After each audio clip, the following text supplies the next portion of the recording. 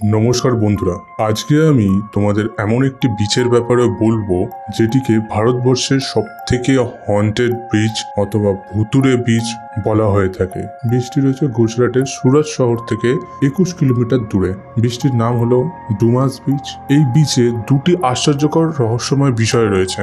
প্রথম বিষয়টি হলো এই বিচের বালি কালো রঙের, আর সেকেন্ড আশ্চর্যকর বিষয়টি হলো এই বিচে সকালবেলা অনেক মানুষের ভিড় দেখতে পাওয়া যায়। ইনফ্যাক্ট এটা টুরিস্ট স্পট, কিন্তু বিকেল হলেই এই বিচে আর কাউকে দেখা যায় না এবং ঢুকতেও দেওয়া হয় না এই বিচে। কারণ বলা হয়ে থাকে কোনো মানুষ যদি এই বিচে সূর্য অস্ত যাওয়ার পর ঘুরতে আসে তাহলে সে আর সুস্থ স্বাভাবিকভাবে বাড়ি ফিরতে পারে না।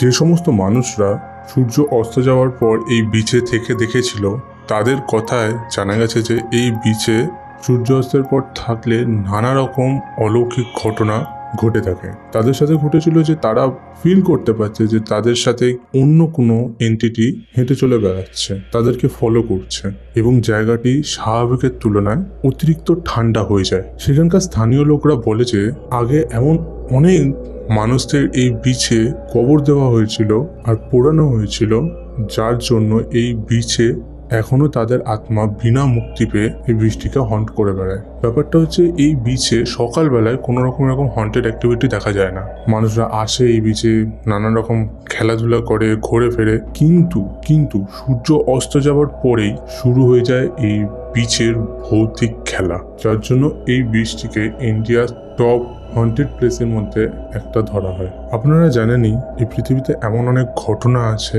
এমন অনেক শক্তি আছে, এমন অনেক রহস্য আছে যেগুলি এখনো সলভ করা যায়নি।